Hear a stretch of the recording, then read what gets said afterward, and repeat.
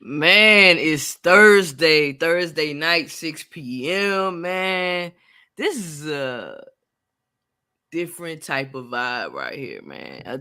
Different type of vibe. Pathfinders, the race of life. With me and Mario, we always have side conversations after our podcast. On Tuesdays, like we just be talking for like hours. So man, um we decided to just make it into a weekly show where we just talk about like exactly what it is. Pathfinders, the race of life. So Mario, how are you feeling mentally, man? Mentally strong and mentally ready. I know that's right. So go ahead. When you think about Pathfinders, the race of life, what do you think about, Mario? When I think about Pathfinders, the race of life, it's pretty much about platforms, options, and direction.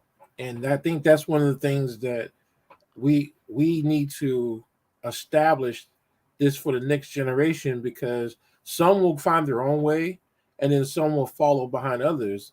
But it's good for people to talk about those different paths, so people can see what options they have before it's kind of like, I can say, too late, so they can kind of like get prepared for it. Ooh, I totally agree. I totally agree. Cause like when we started on our path, sometimes, it's many detours, along the path. You know what I mean? But Oh when yeah. you already have the experience of going down the path, you could be like, give people advice. Of course, is their own they could do what they want to do, but with the information, it'll be easier. It'll be less resistance. Right, right. And I think that's So, one of the things that, like back in my time, mhm. you only had but so many options, and it was either you was going to join the service, you was going to go to college, or you was going to stay in the local area and work for somebody's company. And and those are the three options. I mean, to today it's technically the same, but now that kind of like, in a way, the entrepreneur thing has opened up to where it makes it a little bit easier to establish yourself with your own company. And I think I think that's one of the, of course, technology has also made it easier to see more options. For So sure. compared to back in the day, we didn't have internet to make so we could see and have access to a Mhm. lot of knowledge and a lot of information. So For sure. now there's so much information out there to where it's even hard to figure out which information is right and which one is wrong. Facts. So, Mario, now let's talk about your path. How did your path start? How did you Woo. start your path? Like, what's the backstory to your path and everything like that? Well, my path was, at the age of 17, I graduated from high school. And even before I even graduated, I knew I wasn't going to go to college because I was kind of tired of school. So I went, joined the military, you know, started the military, kind of like, because I did 4 years of JRTC in high school. I went into service as a PFC, which is an E3. And so from there, I technically, the plan was not to stay in the military. I was supposed to like do my 4 years and get out and then go to college, but I decided to stay in because at the time things weren't looking good. And I said, well, you know what? I'm just gonna stick because I was enjoying the military at the same time. So I just stayed in, and before you know it, 21 years passed. Um, Jumped out, did like after being, and I should say this: after 21 years of following everybody else's orders, I didn't want to be nobody else's. I didn't want to follow behind nobody. I didn't want to have to deal with nobody. I wanted to be my own boss. For sure. So from But there, while you was in the army, I'm sorry to cut you off. no, no, While go you ahead. was in the army, right? So while you was in the army, and like being in the army, would you say it's like being in the box in a sense? Well, the army, the army has it kind of like, I would say there's two things. The army gave me a lot of skill set. I'm Okay. very thankful and I'm very thankful for that skill set because I gained a lot of knowledge from the military. But the military put, like, there was like a limitation to where I could not exceed because others were stopping me from being able to exceed. And it's like Mm, that I think that's the only dislike I hate about the military was you can have an individual that feels like they want to incorporate their own standard versus the Army standard. And if you met the Army standard, then no one should be holding you back. And in the military, a lot of people held me back based on their own standard, not the Army standard, but because their standard. And Mm, that I kind of disliked the military. I started to, as I got closer and closer to 21 years, I started to dislike the military because you can have an idiot that just graduated from college. And I say this because it's happened quite a few times. And you have like 18 or 15 plus years of experience, and you have to listen to what this idiot has to say. And that's the one thing I didn't like about the military was it's kind of like people incorporated their own standards on top of the Army standard. And that is one of those things that kind of like I became disgruntled about, was because don't hold me back because you're making up something that you think might benefit me. If I meet the Army standard, let me move forward. So that was one of the things I would say about the military. About when you say put you in a box, yeah, because it's like you had the Army had their box, but then you had whoever was in charge pretty much had their pretty much had put you in another box. Ooh, so basically you already confined to the rules of the Army, and then you might have someone that is, maybe like a lieutenant or whatever somebody is, supposed to be telling you what to do. But see, they saw the greatness in you, right? They didn't Well, want you to give above them type vibe. Would you say that? technically it would be. I remember one situation. I will never forget it. I was in a movie control team. Okay, I was an Okay. E4, and I had more knowledge about transportation, and I had NCOs, or I should say sergeants, that didn't like that I knew more and did more than some of them, and they would do stuff on purpose just to keep me out the loop, so I wouldn't make them look bad. Okay, give what you mean they'll keep you out the loop. What would they Like for do to you? example, is if I'm the most qualified person Mm. in your, like I said, if I come in and I'm your most qualified employee, why would you send me out to do a task that's belittling my qualifications? So, for example, they would send me out to do what we call police call.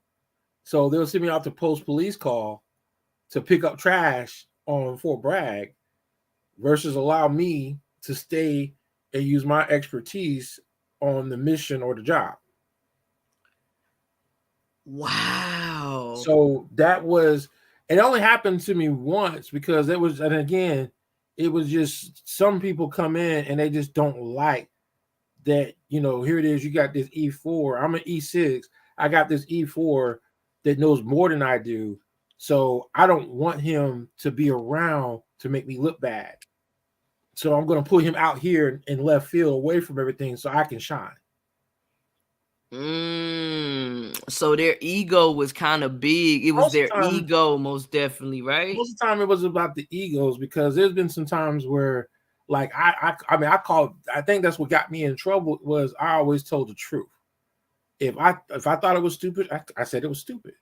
There was times where if I'm transportation and our mission is to manage transportation, why am I running up and down the hill trying to be like a ranger? Mm. And I remember I said that one time, and the whole, like, they were out to get me. They were out to stop me from being in the military because I spoke the truth. Wow. I mean, That's it's like, and see, I think that's what happens most of the time is that when you start to mix different things in the Army. Now, I mean, the Army now, the way the Army is now has changed where everybody's a warrior. Kind of like how the Marines. The Marines, you're a Marine first before you do your job. The Army was the opposite. The Army was you do your job first and then you're a soldier. So now they're trying to, like, the Army has changed where it's more of I'm going to be a warrior before I do my job. So I'm gonna go out here and conquer this hill before I do my management for transportation. So it was kind of like one of those things to where it because of the wars, a lot of stuff was going on where the logistics side of the house were the easy targets. So they came up with the idea to where, okay, let's make them warriors so they're not easy targets. Wow. So to me, so that's where they come up with the combatant training, where you do Mm. hands-on fighting stuff. And I used to sit back and say to myself, if I got to do hands-on, I got to do combatant training with the enemy, then we already don't lost. There's no reason the enemy should get that close to me. There's no reason that I would have to go hand-to-hand combat with anybody being a transportation manager.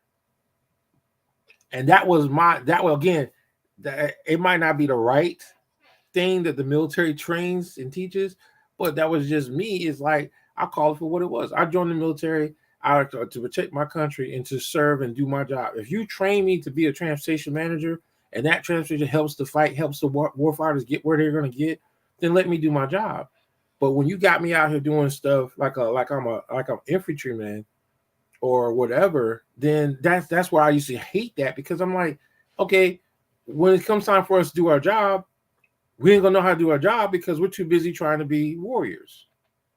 And that's what's going on, is a lot of people are being trained more so to be warriors versus to do their job.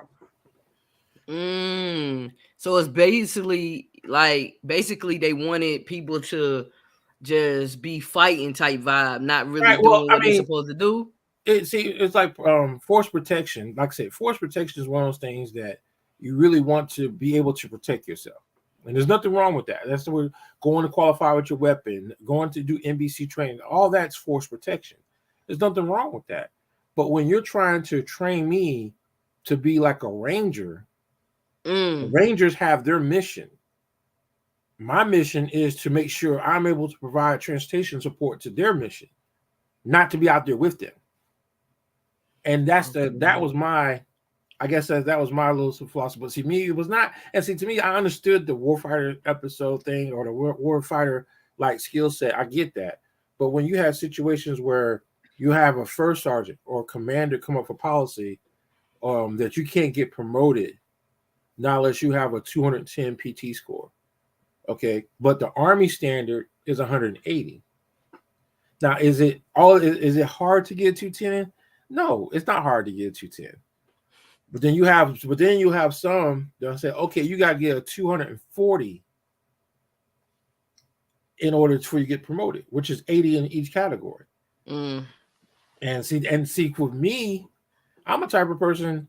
I was never that person I said I'm gonna do what's required to meet Army standard and keep on moving. And the first sergeant at that time, he had his policy where he wasn't going to allow anyone to get promoted unless you had 240 or better. So I actually lost a year worth of promotion, because like the way our MOS was, we were getting promoted quick. All we had to do is go to the board and we get promoted quick. And he knew that. So he stopped me from going to the promotion board for 1 year just because I didn't meet his standard. And I wasn't going to meet his standard. I had no intention. Could I have met his standard? Yes. But I got nothing to prove to him. The Army standard is 180. Why do I have to prove myself to you where the Army standard is 180? Mm. But I get it. It was a leadership thing. Well, as a leader, this is, but that's a different thing when you're trying to get promoted. Now, it's like when you're trying to get promoted, there's certain things that are required. And if I am excelling in everything else and I choose just to meet the standard for the Army physical fitness, then you shouldn't hold me back. But that was a common thing that was going on in the military, and I think that's the part that I had a dislike about the military. Was the military was all about um, other people's standards, not the Army Mm. standard, other people's standards.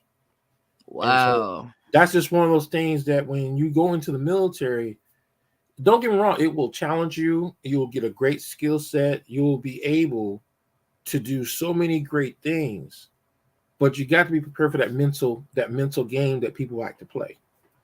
There's a lot of mental things that go on in the military to where they're claiming, in some cases they claim that they're preparing you for war, but in some cases it's just them just abusing their power.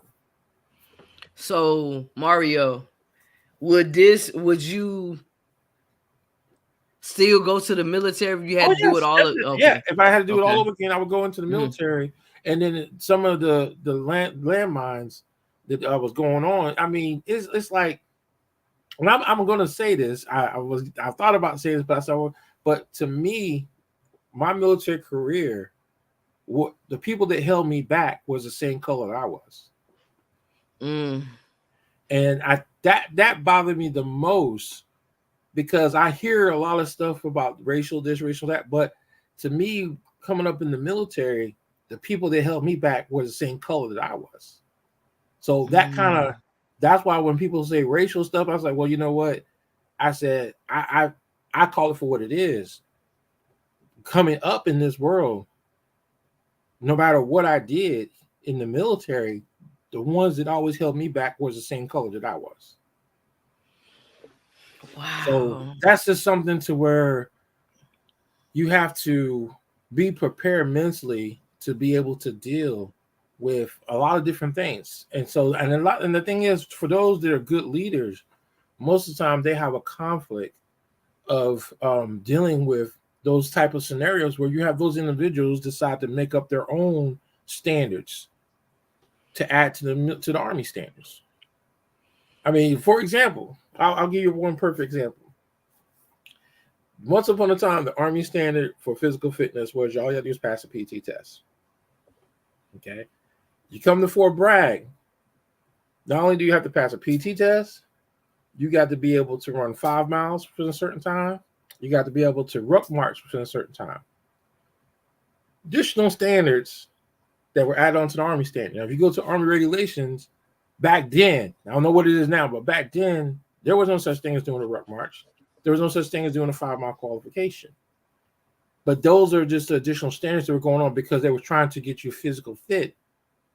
Now, again, I'm gonna go back to me, my logic. If I am a transportation manager and I got to ruck march somewhere, I failed to do my job. Because if I can't manage to get transportation for me to get from point A to point B, I don't messed up. Mm.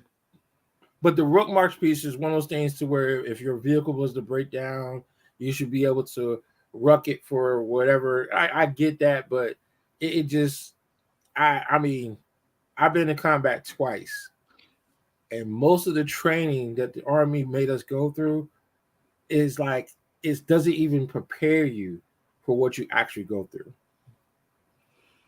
Wow. So hold up. So when you're in combat and you're in that situation, like what is so different from what are they teaching you and what are you experiencing? It's just like one of the things that is like the way the war changed from the tactics that we used from Vietnam. They changed from those tactics from Desert Sheer, Desert Storm. So when it came time for us to do Afghanistan and Iraq, the tactics that we were trained didn't fit that terrain or that mission. So those were things that, as the Army saw these things, we did what we call lesson learns action after review from different missions and different things, tied it together, and then we shared it out to the schoolhouse to start training the soldiers for the new tactics in war. Okay. So it's just Okay. like the army is always changing based off of what we come in contact with. So as an individual, like for me as an individual to go into the military, okay, 4 years of JROTC prepared me for the basics, not the other stuff, but just the basics, like traditional drill and ceremony. Okay, how to follow orders, how to get direct orders, how to do different things, understand chain of command, all those different things. So when you go into the army, you kind of get a rude awakening that is a lot that plus a lot more. But it's been times where my expertise in my job is what kept people from being able to touch me. Mm. For example, I'll give you a very better one. Before, like I left Korea to go to ANOC, which is an advanced school to where in order for you to get promoted to E7, you have to go to ANOC or to maintain your E7. So went to ANOC, got my distinguished honor grad. Now, throughout my whole military career, I was always the distinguished honor grad. Distinguished honor grad for AIT, BNOC, and ANOC. I came back with distinguished honor grad, and my certain individuals in my chain of command were more pissed because it shows that I knew how to do my job and I was very well trained in transportation. And they couldn't stand that. It's just like, for example, I went to Korea. I mean, like one of the things, like I said, my path through a military career always prepared me for the next level. Because I went from, I went to the schoolhouse. I became what we call the Unit Movement Officer Deployment Planning Course instructor. It's responsible for putting together, updating the course classes, teaching 30 students per session that we had classes. Went to Korea. Because of that skill set, I became the instructor for the whole South Korea peninsula for UMO. My first sergeant didn't like that because he had no control or say so because it came from the higher command for me to teach this course. So I would go TDY this and do this and so forth, but a lot of people couldn't understand, or I should say they couldn't stand the fact that I was in the spotlight. And being in the spotlight in the military sometimes is a good thing and sometimes it's a bad thing. You have a lot of jealous people who have more rank than you that will get upset because you're in the spotlight. I was in the spotlight as an E4 when I was the Area 1 boss chairperson. That means I was responsible for 3 different bases for making things better for single soldiers. I had a sergeant major jealous of me because of my job as my additional duties. I was popular because that, and then also I was the post DJ, so everybody on the post knew me. So my popularity was always because I did this job, and I was when I was off duty, I was the post DJ. So my popularity, I was like, again, that big spotlight. So when I was traveling my path in the military, I've learned that anytime I would get put in that spotlight, I had to beware because I have others that were try to sabotage me or cause or trying to steal it or knock me off my high horse. And they all were the same color that I was. So that's why I say that that path in the military, in general, you have to mentally be prepared for it. That's why now they're very strict about if you have mental illness or mental things going on to where they don't want you to come in, because you have to be mentally strong to be in the military. I don't care what branch of service you go into, you have to be mentally strong. And it's not because of the mission, but it's because of the people that you have to deal with. They think they're training you to be mentally strong for the mission, which technically they are. But you have a lot of people that will attack you mentally just because of what you're doing. And if, God forbid, if you're in the spotlight.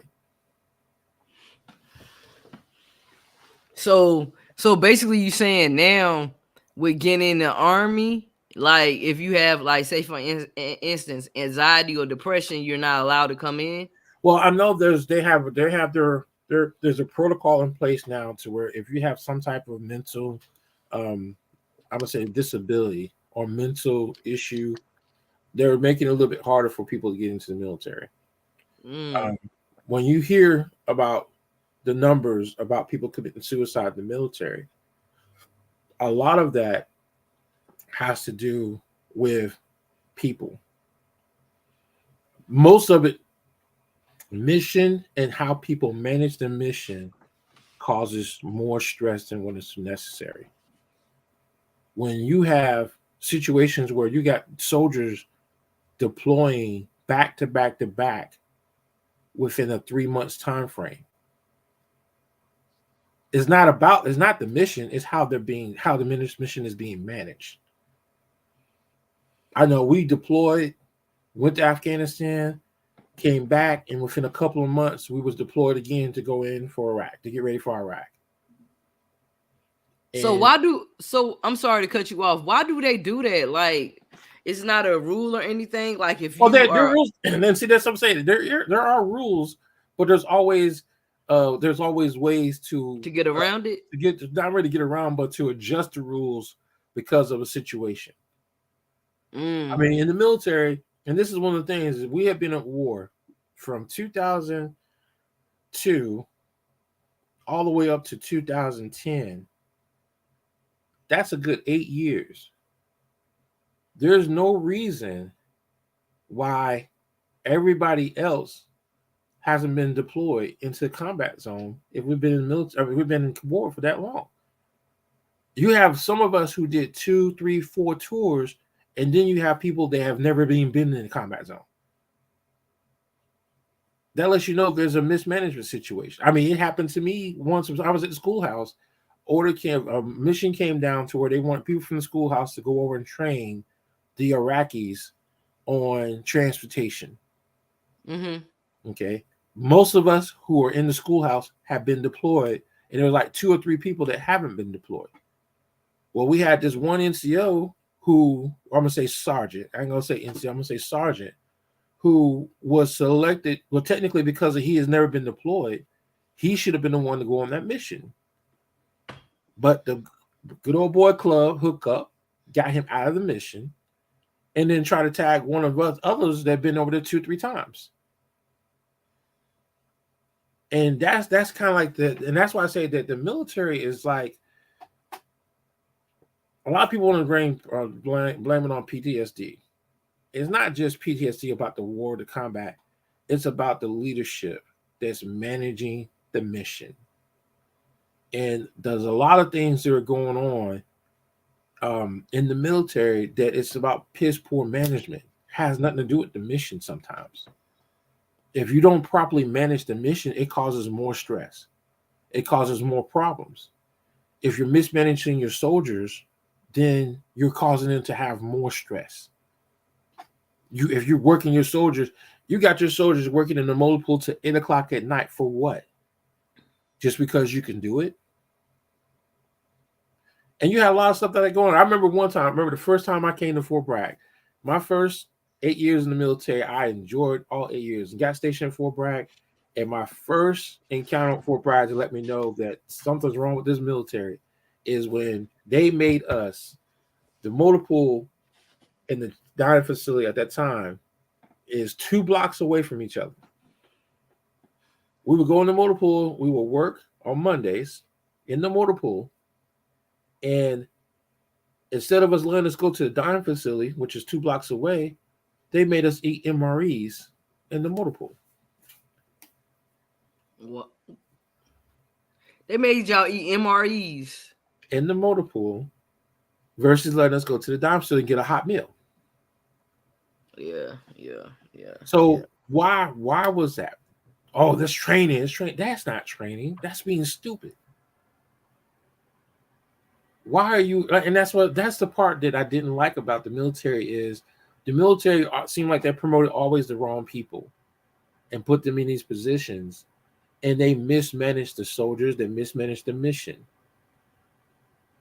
So, like when a person chooses the path to the military, now don't get me wrong, a lot of people looking in. Oh, you know what? You can retire at 20 years. You know, a lot of soldiers that are out of the military are living a great life. Most of them have their own business. But you know what? That's a difficult path to take. I want to let people know going in the military, you mentally have to be ready. You can't just go in there, it's going to be a walk in the park. You have to mentally be ready. Now, if I was to do it all over again and I knew what I knew now, I would understand how to avoid some of these issues that I can't encounter when I was in the military. But most of my issues in the military that I had was poor leadership, mismanagement of the mission, and all the wrong people being in charge. And it's like stupid. It's like, I mean, I could hear, I mean, it's like you have us out here running in the rain to prove what point? To make us tough or to get us sick? Mm. Why are we going to get sick? Why are you going to? And see, this is the thing that people don't understand.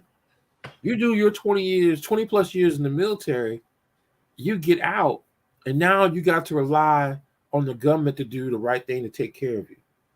And then they give you the worst care possible. So then you look at your whole path that you took in the military. I went through to defend my country like my uncle and my fathers did. My father and my uncle did like before me. I joined, it was more of a traditional thing for me. And then I go in, I do what I'm supposed to do to protect my country, go sacrifice numerous days and hours and months and years away from my family. And then after I've done all said and done, and that path, that portion of the path of my life is done, I turn back to the country that I protect, and then they spit in your face because they don't want to do the right thing to take care of you. Your VA is pretty much now it's getting better, but you have to prove that you're hurt. You have to prove that you are beat down. You have to prove that you have medical problems, medical issues, mental problems. And it's like the process that you have to go through as a veteran. So when you look at that whole path, that whole cycle of what you've gone through in the military, it's like when I look back at it, at that point in time in my life, the military was the best thing for me. And it did great things for me. Body took a lot. I mean, I took some hits here and there, have back issues, have feet issues, I have all kinds of physical issues, but I'm still good. I got, of course, had mental things going on because of PTSD. And I mean, but my PTSD, most of my PTSD came from bad leadership. It didn't come from being in a combat zone. And that's one of the things I tell people. It's like when you got piss poor leadership doing stuff. I mean, I will never forget. I had a commander that was upset because I stood my ground and I stood up to the first sergeant. And because of I embarrassed the first sergeant, he felt that he should make an example out of me. But the sergeant major and the colonel was not going to let that happen because the first sergeant was wrong. Those type of things that I look back and I think about it. To me, the combat zone, yeah, I have my little things here and there, but to me, the most of the things that I remember bad about the military that might have caused me to have mental issue was piss poor leadership. So when the person decides to go into the military, you have to have a game plan. The first 4 years that you're in the military, you're going to learn a lot. If you get stationed, let's say at Fort Bragg, Fort Campbell, Fort Hood, and you survive that duty station, you can survive anything. Because those are the kind of like the toughest duty spots right now by going into the military. Fort Hood, I think, is probably the worst location because of all the bad things that are going on in Fort Hood. I mean, you had a soldier that was dead for a period of time and no one knew. We had soldiers come up missing here in Fort Bragg. We had 1 or 2 come up missing. Soldiers killing soldiers. I mean, this is crazy stuff that's going on in the military, but it's not really highlighted because a lot of stuff is not really talked about. Now, unless someone steps out in the civilian world and tells the civilian world what's going on. So, So wow. So they handle everything inside. right, most of the stuff that goes on in the military, it's just like most of the time when you hear something bad about the military, it's because somebody leaked it to the press. Oh, okay. So when things happen in the military, say for instance, like the example that you gave, like say for instance, a soldier killed another soldier, so they wouldn't go to an outside jail. They'll handle everything like that, It, or de- how does that go? well, it depends. Like I said, it depends on where it happens at. That's a whole that scenario could be so many different scenarios with that one. To where if it happens within the jurisdictions of the military, then the military will handle it. But if it happens outside of the military and civilian on this like out here in Fayetteville, it's a different story. For example, I'll give you a perfect example. I'm not sure if you remember the story about how this one soldier ambushed his entire unit and when we were in Mm-mm. Afghanistan, or I'm sorry, Iraq. I want to make sure I say it right. I think it was Iraq. I want to make sure I get the story right. It's all right. He ambushed his entire unit because they were messing with him, and he killed so much. Just like this, I can give you a bit better one. I'm not sure if you remember the sniper situation here at Fort Bragg, where the Mm-mm. soldier took up a weapon and was shooting people out in the fields before a big battalion, or I guess it was a big run, battalion run or brigade run. So it's like you go back and you look at all these different scenarios where soldiers have turned against their commanders, Because they've been bullied. or they were mismanaged or piss poor leadership. Mm. So that's why I say you go back. That's why sexual harassment. I mean, sexual harassment in the military was a joke. If you went and claimed sexual harassment, most of the time nothing was done. Now, of course, that was back then. Now it's getting better. So I tell people, when you go into the military, you mentally have to be strong. You mentally have to be focused. You can't fall down a rabbit hole, get caught up in a rabbit hole. You can't put yourself in a position to where they can get. I would say this. I think I told you about the situation where a lieutenant, we were in PT doing PT, and this lieutenant comes up, and I chose because I had a profile to do a different exercise than what was being directed. Mm-hmm. And he Mm-hmm. said something, and he cursed. He was cursing at me when he was saying it. And I turned around and I stood my ground. That's like, when you talk to me, sir, you will never cuss at me. I'll talk to you any effing way I want to, blah, blah, blah, blah, blah, so forth. Now, keep in mind, this whole thing was going around. The entire chain of command was seeing this, watching this thing unfold. This young lieutenant who just came in the United States Army, abusing his power, misusing his rank, just to get over because a little E4 decided to tell him not to curse at him. I went through the whole scenario. They were trying to, because they're trying to say I was disrespectful. They tried to bar me from reenlistment. They tried to shut me down. They were trying to destroy my military career because I stood up for myself. I fought that bad boy. I was the only one fighting it. And I wouldn't get any help, any support. Only one that was supporting me was the EO office. And I won. It went up to the first general chain of command because I appealed what they were trying to do to me. And what backfired was the general looked at the whole situation and said, this lieutenant will get a letter of reprimand for what he did. So instead of them trying to get me barred from being in the military because this lieutenant disrespected me, and you don't, it's like, so it's like it backfired, blew up in their face, because when the general ruled on it, he got a letter of reprimand from a general. In the chain of command, I don't know what happened to the chain of command, because the chain of command was backing him and not backing me. Mm. So that's So when he got reprimanded, when you get reprimanded in the army, do you go from, like, say for instance, you a lieutenant, do you go back to no. What being happens is a okay? letter of reprimand is just something that's in your. It kind of stays in your. It depends on what type of letter it is, or what type of action was taken. It stays in your local record. So when you move on PCS to a different location, then that goes away. Okay. Okay. That's just something to where, for officers, stuff like that will kind of hinder them to a certain degree from getting promotion. Not, it depends on what it is and what it's about. Okay. Okay. So But I'm that's understanding that. but That's that's one of the things about the military that I didn't like, is when you stood up for what was right. You stand up for what regulations. You stand up for what the Army standard is supposed to be. You have those individuals that feel that they're above the law, above the standards. They can come and go and do as they want.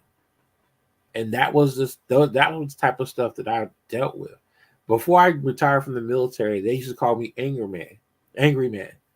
And the reason why they called me Angry Man was I was quick to go off on somebody. And it wasn't because it was just that after so many years of fighting bad leadership, I just was fed up and was not going to put up with it anymore. That's why I knew it was time for me to retire, because it was just eventually a matter of time before they get me caught up and get in trouble. mm, mm. But that's So, just something, and that's why I tell people when you go down a path, mm-hmm. understand the pros and cons. Understand what you're trying to get out of it. A lot of people go into the military trying to get the educational benefits. Okay, you got to have a better, I would say, a larger open mind to everything that comes with that category. You can't just go into the military thinking you're just going to get benefits. You just can't think like that. You got to look at the fact that you're going in to protect our country. You're going in to protect our freedom. But if you can't have your rights and your freedom to what is right, then why are you fighting? Mm. And those are the things that you have to go in, and you have to have a bigger mindset than just going in just to get certain benefits. That's true, because I hear a lot of people saying about the benefits of the army. You know what I'm saying? Like, is the benefits they can go to school for free, free, free healthcare, um, just free. But people don't really look at it as a whole. So when you're saying that, you got to really look into what you want to get into. Like, Right. I mean, and that thing is, like I said, like a lot of us that went into the military, we all came out. We came out better than what we were when we were there. I will say that. I mean, some of us came in with a lot more skill set. Some of us came out better off. Some of us, again, majority of us are living the good life for those who did their 20 plus years and retired. But then you got a lot of these homeless veterans out here. And I'm gonna say this: some of these homeless veterans are out here is because there's, in some cases, there was bad leadership. You have like a lot of people going to the military. Guess what? You have a lot of people that go into the military that left a world of hell, and going into military is a walk in the park.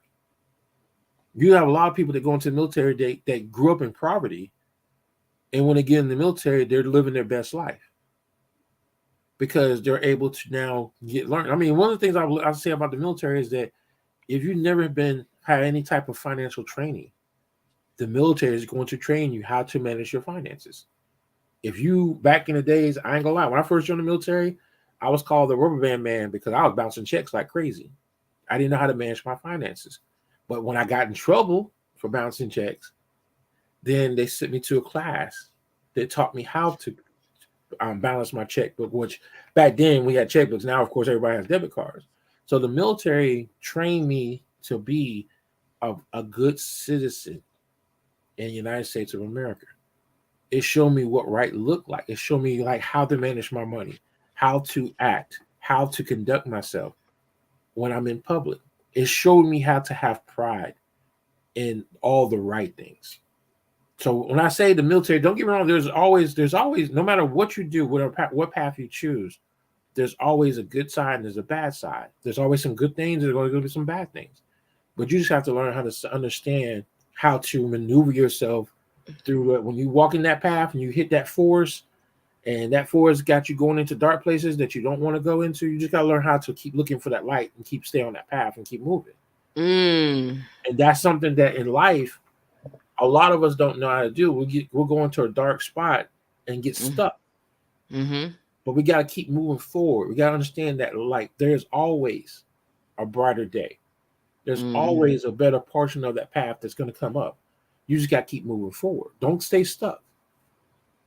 The military I'm telling you, is like everything about the military will prepare you for life. It's like leaving the military and coming into the civilian world. It about drove me crazy because I was so used to so much everything being organized. Mm. You come into the civilian world, it's oh my god, it's unorganized, Chaotic. chaotic. There's what they're doing is like about 20 years old, not up to date, not current. See, that's one thing about the military. The military constantly trains you to stay current, up to date, stay with. I mean, it's like it keeps you focused. It keeps you moving forward. You can't, not unless you're just really one of those type of soldiers that can't be trained. It keeps you moving forward, even if you don't have enough motivation to keep yourself going. It's going to motivate you. It's going to help you get to where you need to go, even if you don't want to go there. Mm. So, but that's one of the things. If you're looking to get discipline, military is where you're going to get it at. But now in today's society, I mean, it's like the military for a lot of, I'm gonna say, a lot of these different individuals that are growing up in small towns and bad locations and poverty. A military is a good way to go because once you go in, it gives you, I guess, you a foundation to build on. Even if you go into the military and do 4 years, you walk away with a foundation to build on. And I think that's one of those things that people have to understand is that if you graduate from high school and you don't know what to do, don't waste your time just sitting still. Do something. Go into the military, go to college. Even if you don't feel that you're ready for college, go to your community college. Do something to keep moving forward. Build some skills, get some skill sets. Do something to keep you moving forward. Don't get to a point where you stand still. Especially when you're young. God knows that's the thing that aggravates me now is that when you're young, that's the best time for you to be moving forward. You should be like running fast. Because then when you get to my age, which I'm nothing, I'm 49, I'm about to turn 50, that you ain't gonna have that tempo, you ain't gonna have a choice but to move slow. You got to slow down. But when you're young, you can move quick, you can move fast, you can get out there and do things that your mind can. Your mind is fresh, it's open. But when you become older, you become set in your ways. You don't want to do certain things. You don't dealt with so much chaos or stupid stuff that you don't want to do certain things anymore. I mean, God knows I went to college. Whew, I think that was the hardest 2 years for me to go to college because it was just like after being in the military and then going to college is like, why are we sitting here trying to do this the long way? Why are we doing all these extra steps? Why not we just go A, B? Are we going A through Z? And so that was the hard thing for me to adjust. But that's something that people have to understand.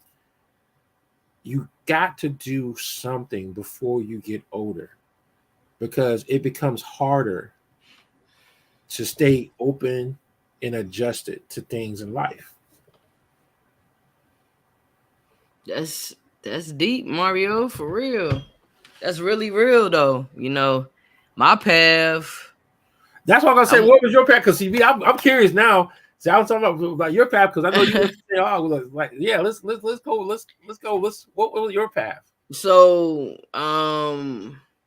my path is I went to college. So I went to college. Yeah, I went to college. I went to St. Aug in Raleigh. I went to college, and that was the only path I really took, man. I had thought about actually going to the Air Force a couple of times because back in the day, like I graduated from high school in 2002. They had like this buddy thing, like you can go in the army with a friend type vibe. Right. But I mean, I really wasn't serious, Mario, about nothing, honestly. Like I was just going through the motions. Like when I went to college, it was fun to me. Like I really didn't take nothing serious like that. I just enjoyed life. So my path in college was basically I had fun. Right. I really didn't take anything serious. Like I never really took anything serious until I knew that I wanted to graduate. So maybe when I was like 3 years in college, 3.5 years, I was like, okay, I'm gonna buckle down, and I just started focusing on I wanted to, graduate. But when I first started college, before I went to college, I wanted to be a radio personality. I wanted to be on 106 in Park. I wanted to be into that, like the entertainment, like I'm doing there, the podcast type vibe. You know what I mean? Right. But I really wanted to just be into like on radio, being a radio personality, like I said. So I majored in mass communication, right? But my first day of class of introduction to mass communication, right? I didn't like the teacher. I didn't like the teacher. I didn't like it. So it was like, man, I didn't like the way he talked. I just didn't like it. Like I felt like, nah, I don't want to do this. So I gave up. I gave up on mass communication. I'm like, man, all right, boom. I'm gonna pick up special education. So I was like, all right, I'm gonna do special education. So I changed my major to special education. While I'm doing special education, right? I was in special education for maybe like a year and a half. And basically what happened was they dropped the major. They dropped the major. Oh So I had to wow. pick up another major. So I majored in sociology. So I majored in sociology. Sociology was cool. I did anything that was easy, Mario. I really never did anything to really challenge myself. Um I never really, I mean, I did the work, but it was like I never studied like that. I just did whatever I did. You know what I'm saying?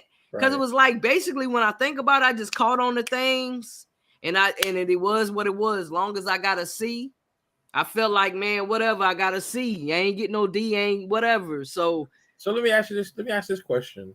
mm, When at what point in time did you come to the conclusion that you wanted to go to college? that was When did all I that that was all I knew for real. Like I'm going to college. I'm going to college type vibe because so my so was that like back when you was in the ninth grade, or was it? oh, so when I was younger, like when I was a kid, my mama went to St. Aug. I was like, man, I'm going to St. Aug. So that was all in my head. Like I'm gonna do what my mama did. I'm gonna go to her college.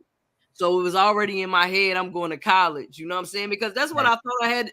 That's what I thought. You know what I'm saying? You supposed to do, go to college type vibe. So that was my mindset, or whatever. Like I said, I didn't really take anything seriously.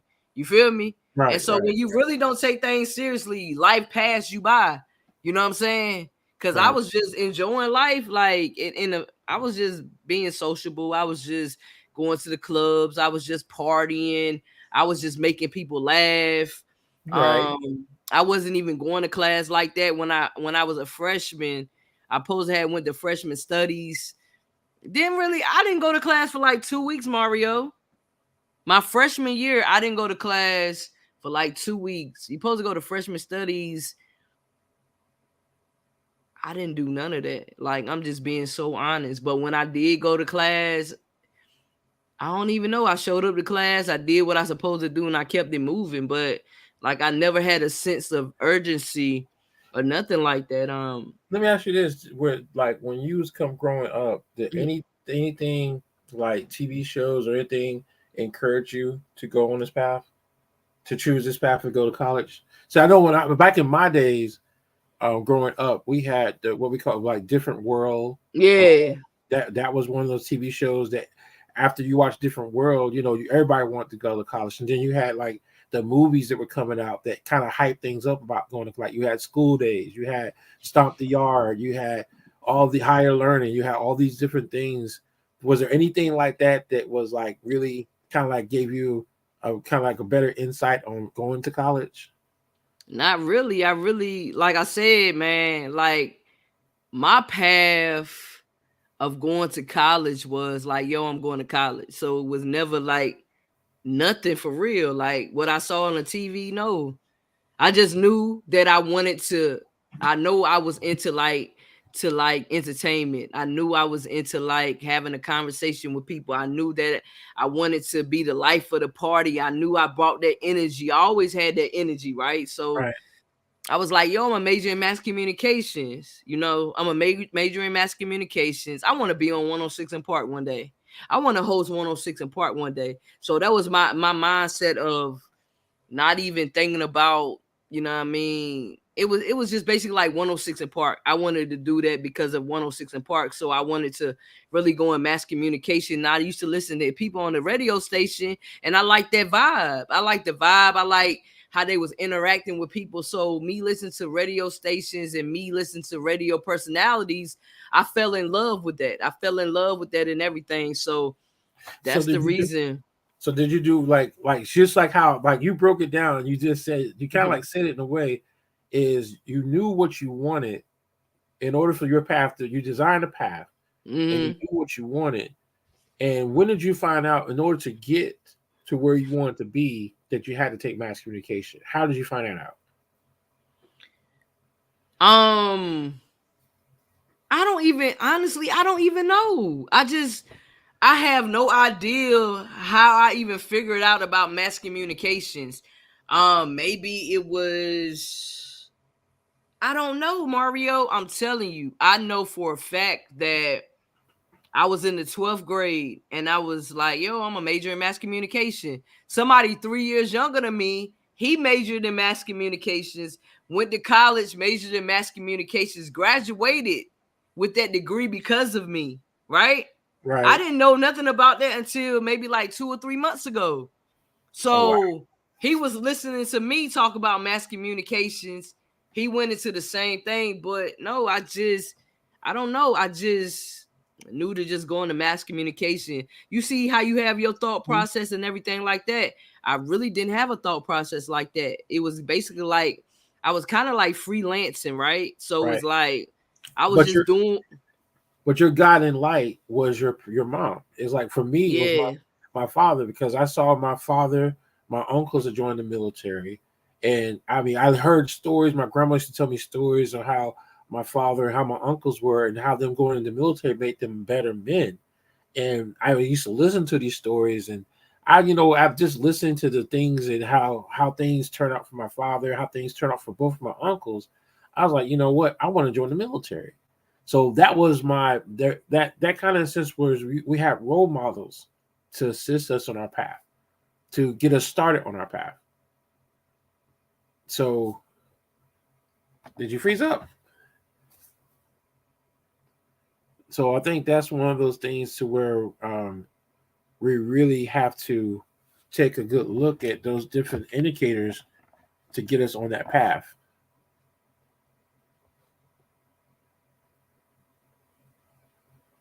Uh-oh.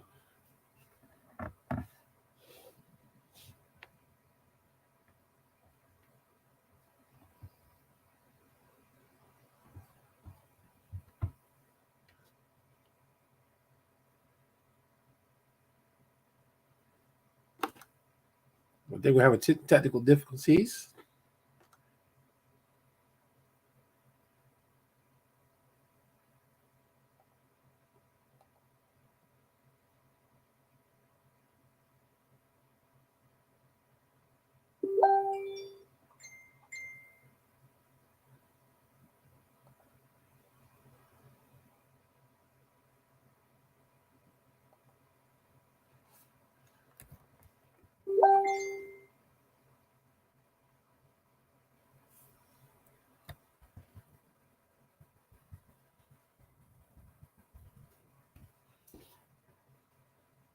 All right, so ladies and gentlemen, if you're still there, we're just having a little technical difficulties. We'll get back here in a minute.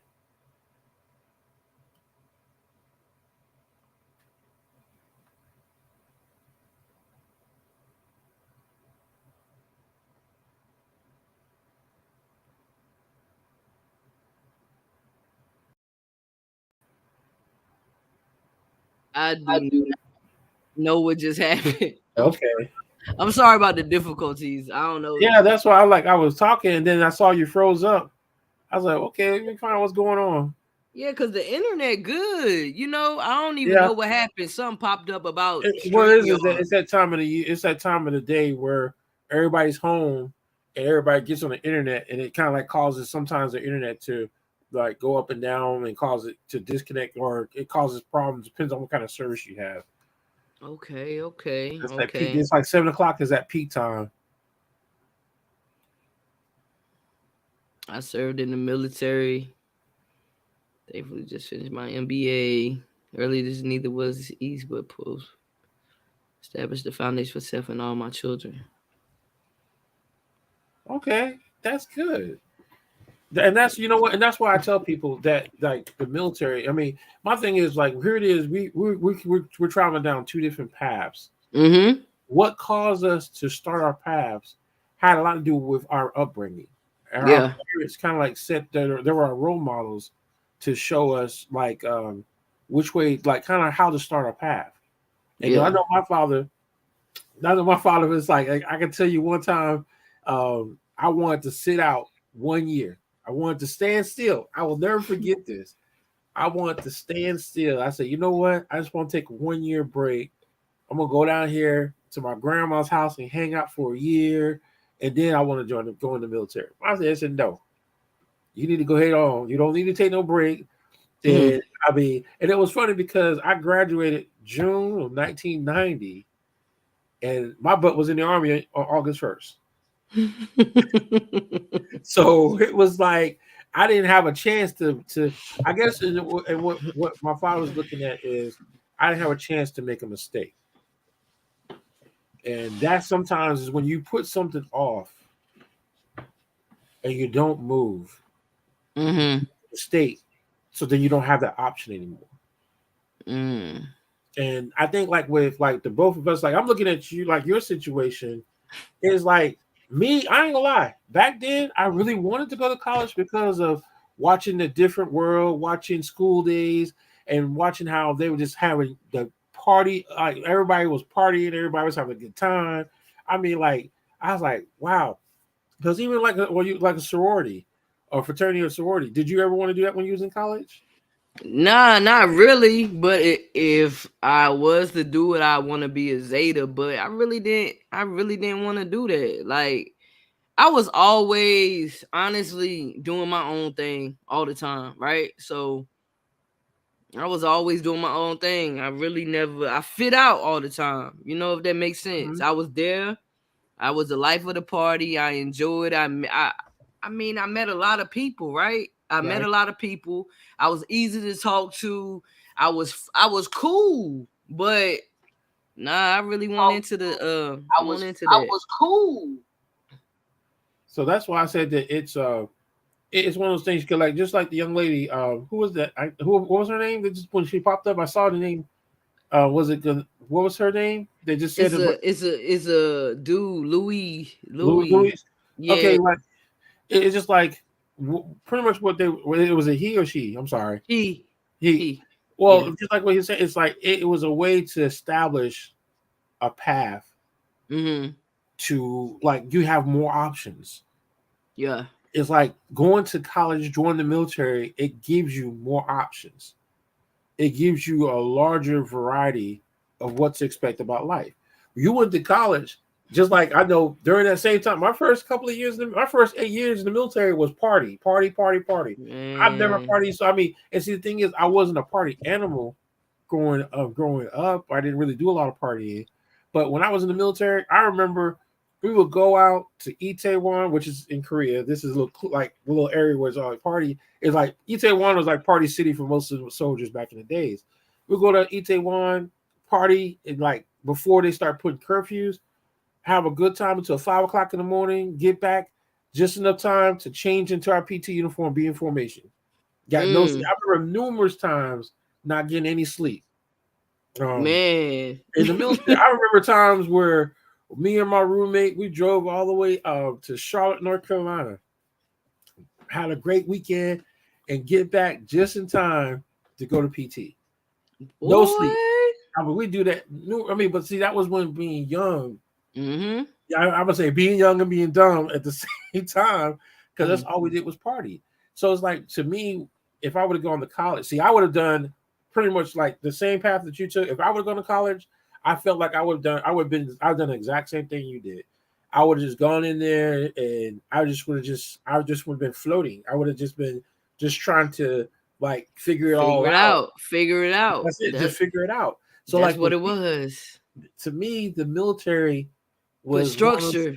it had structure Mhm. to where you still can live that good life, you can still party, but at the same time, it's still because of how the military is structured, it's going to keep you moving forward. Yeah. You can't. I was just not to cut you off, Mario, No, but no, I no. was You're good. just first of all, I was my parents, had structure at the house, right? So they had structure. I had rules to follow by. I couldn't be on the phone at a certain time, right? I Right. couldn't be out at a certain time. I had to be in the house. So, you know what I'm saying? That was established. My daddy was in the military for 21 years. Um, his last place that he was stationed was in Fort Bragg. So he came out the military in 1998. Okay. Um, so it was just me, my mom, and my grandma. But my dad, of course, my mom was a school teacher.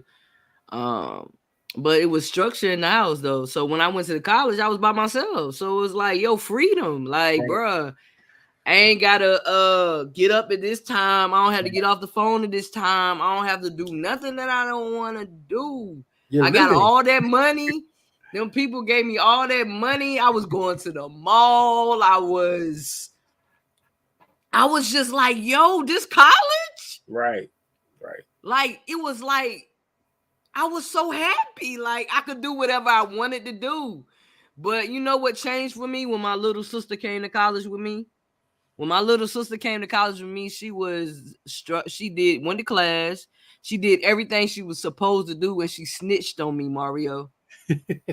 Because I wasn't going to class, and me and her had a class together. My little sister snitched on me. So she told my parents on me, and so that really ain't even no cap. Really got me in check. My little sister, shout out to my sister Lori. Because if it wasn't for my sister Lori, I probably would have never graduated. But it was my little sister. My sister actually finished college before me. So she finished college before me, maybe like a semester before me.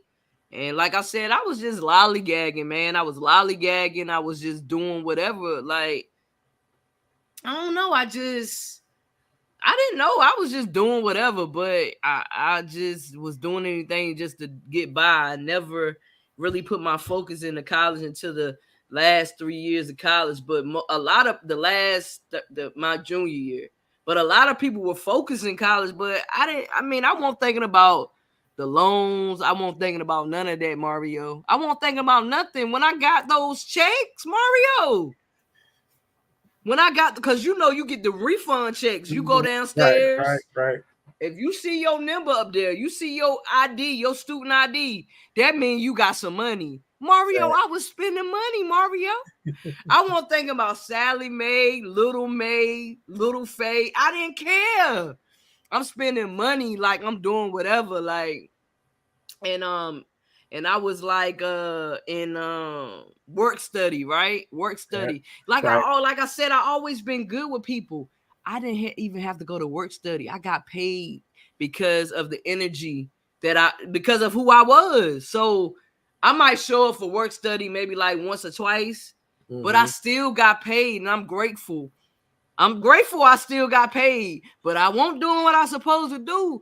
But me, the way I treated somebody, being kind, being nice, I always had that good energy. I was able to still get paid while I wasn't even working. You feel me? Mm-hmm. Yeah. So Mario, I did everything. I partied. This is anybody that's out here. If you're going to college, go to class, right? Go to class, right? Enjoy yourself, but go to class. You know what I'm saying? Do not take early morning classes, okay? Do not take early morning classes. If you want to go to class, maybe start your class at 10 o'clock. Okay, 10 o'clock. Mario, why did I have early classes? Why did I do that to myself? I had an 8 o'clock class. I don't know why I did that, but I learned. You feel me? That was the path that I took. You know what I'm saying? And you see how life just takes us. Right. Like, yo, if you went to college, you would have majored in mass communication because you a DJ and you passionate about being DJ, right? No, see me. See that's just it though. You not.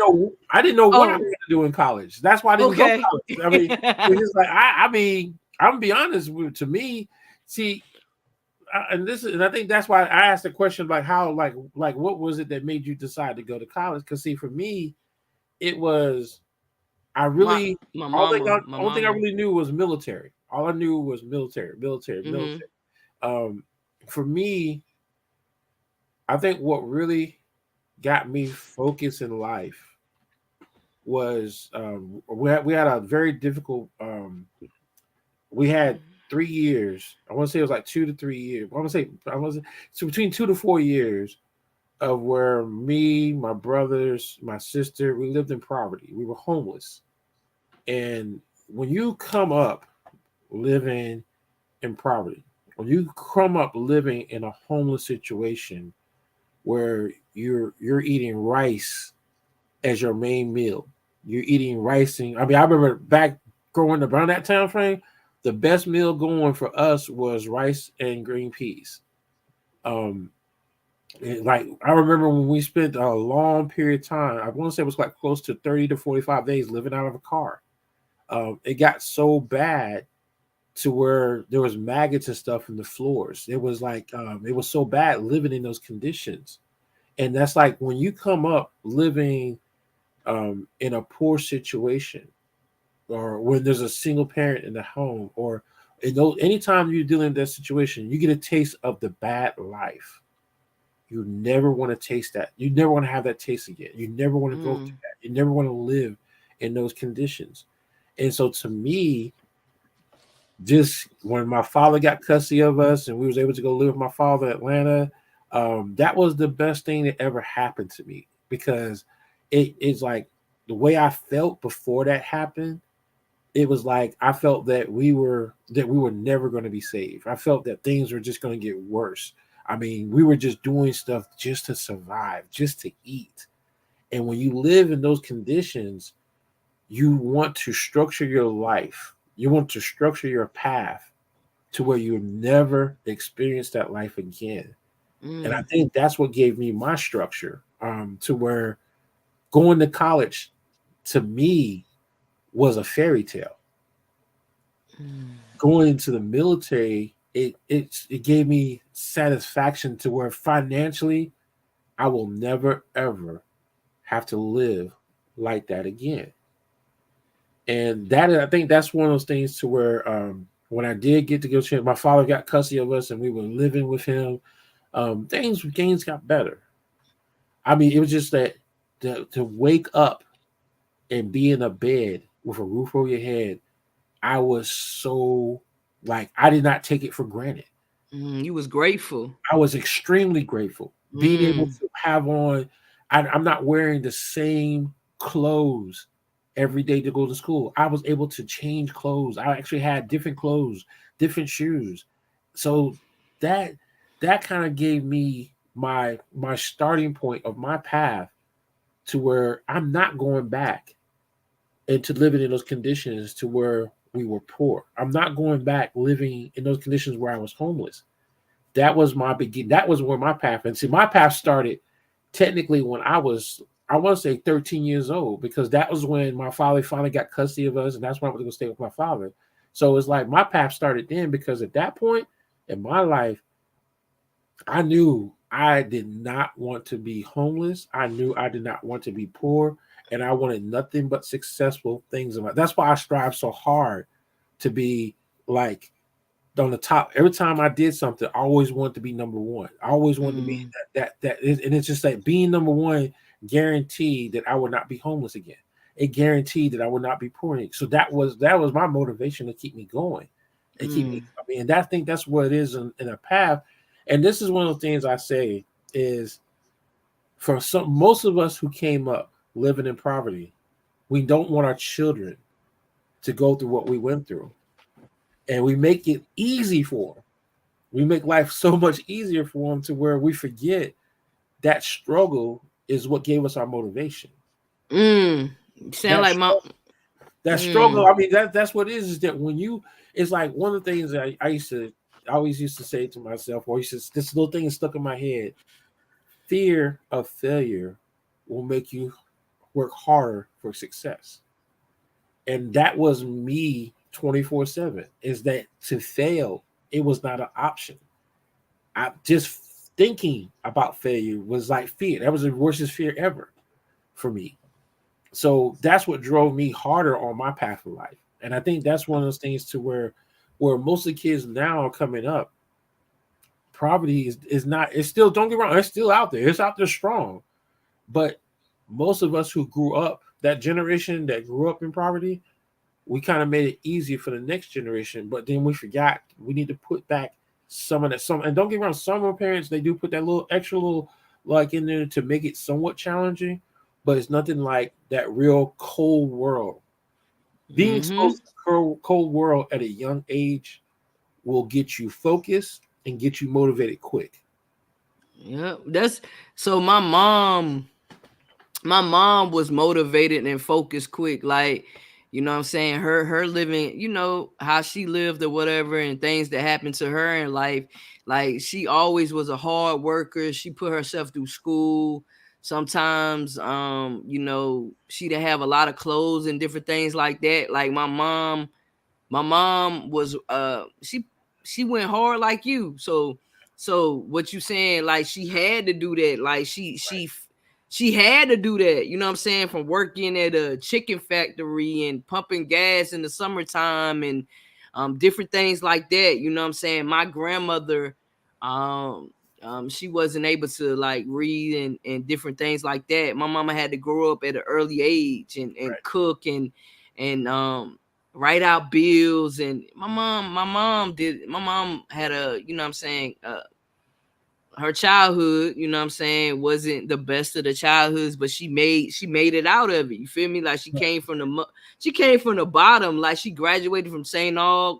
She became a teacher. She was a teacher for 31 years. So my mom instilled that in me: education, educating. Go ahead and get your college degree so you can always fall back on your education. right, So I'll say that my mom instilled that in me.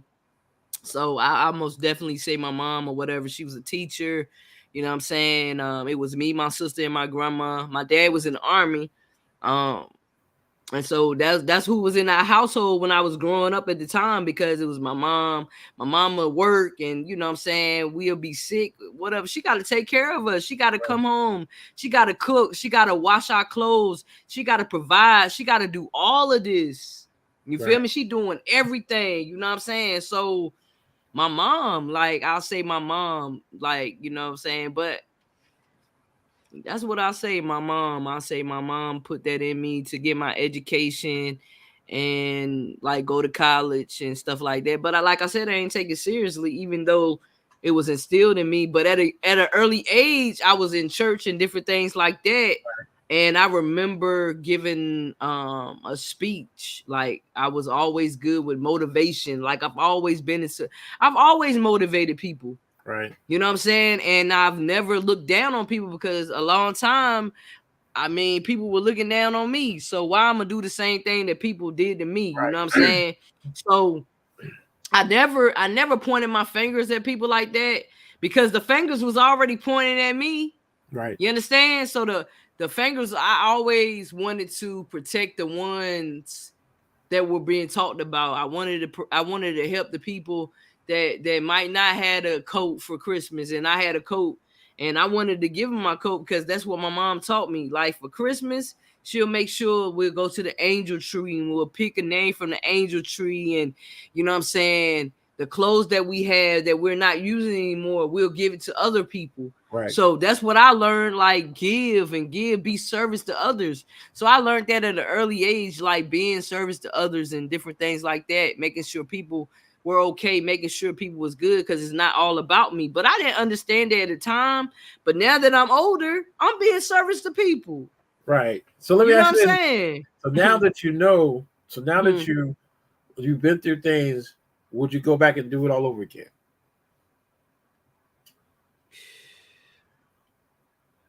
Man, Mario, that's a great question. Well, I mean, now that you've gone through life and Mm, you're at what you're at right now in your life, yeah. would number one, would you go back and do it again? And then what would you change if you did want to go back and do it again? I would most definitely go back and do it again, but I would have stayed in mass communication. I would have stayed in mass communications, and I would have just got comfortable being uncomfortable. You know what I'm saying? Instead of trying to take the easy way out, I would have just stood there. You know what I'm saying? I would have went to classes. Yeah, I would have went to class more, Mario. I think I would have went to class. I would have figured it out a little. I don't know, because I really was just going along. I was kind of like freelancing through life. Like I didn't have no worries. You understand what I'm saying? Let me ask you this: are you the oldest child? Yeah. Okay, that see that's very rare because like for me, okay, for me, Mm-hmm. I'm the oldest child and I'm the oldest grandchild on my father's side. Mm-hmm. So for me, it was like I always had to set the example. To me, it was embedded in me to where I need to always set the example. Always need to do the right thing. Always need to like always set the example for the rest of my brothers, my sisters, my cousins. And so for me, it was like for me to like, and that's what I say. For me to go to Korea, this is my mindset back then was for me to break away from my family and to get in Korea and not have to worry about Mm. what people see and what I was able to get buck wild. And see me, I'll be honest, getting buck wild for me was probably normal for a normal person because I did stuff that I mean I don't drink. So that was like I Mm. never did drink or anything, but I was able to go out and just live life. I was able to be Yeah. free, be myself. I didn't have to. I mean, how many crazy people you know would go downtown Itaewon in a pair of roller skates? You know, and if you knew what I was talking about, it's like here it is. You walking down sidewalks.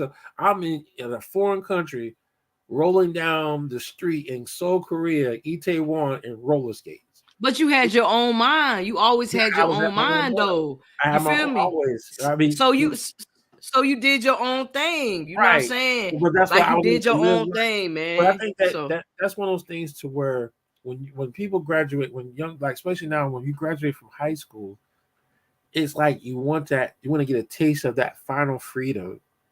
Like when you turn 18 or when you turn 21, when you become legal, you want to enjoy, like, okay, what does that mean to be 21? What does that man. mean to graduate from high school? And so those are the things that people have to see, like, well, especially this generation. It's like, okay, I get, you've done 12 years in school, get up at the crack of dawn, then you go to bed because you get late because you have to do homework, and you've been doing that for 12 years. So then now here it is, you got to step out in life. Mm-hmm. You got, like I said, you got three, technically you got four choices. You got go to the service, go to college, work for a local company, Mm-hmm. or be an entrepreneur now. Mm-hmm. So with those four choices, graduate from high school and you want to live life, working for a local company and entrepreneur, you got to have a lot of discipline.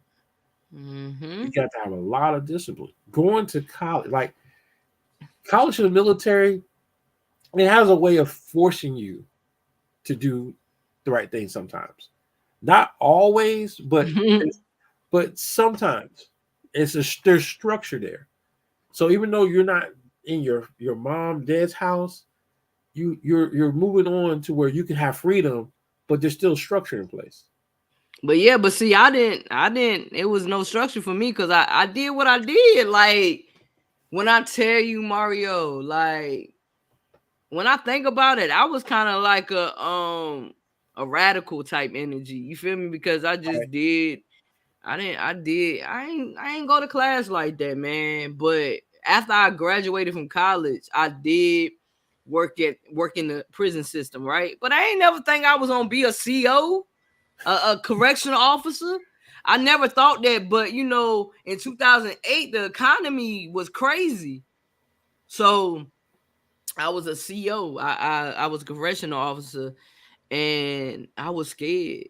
You feel So me? let me ask Cause you this: I was when scared. you made on your path, that path right there, did you Mm-hmm. make that path because it was more so a need, or did you make that decision because you like when I say there's a need in place to where you had to do it.